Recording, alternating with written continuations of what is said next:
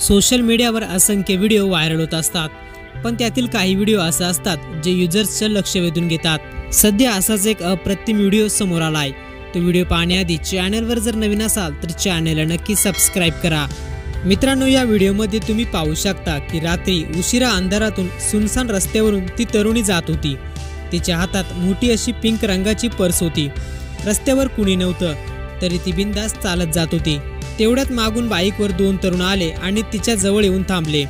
त्या तरुणींनी बाईकवरून उतरून तरुणीवर हल्ला केला आणि तिची पर्स खेचण्याचा प्रयत्न केला। तरुणीने त्यांच्याशी दोन हात करत ती पर्स दूर फेकून दिली।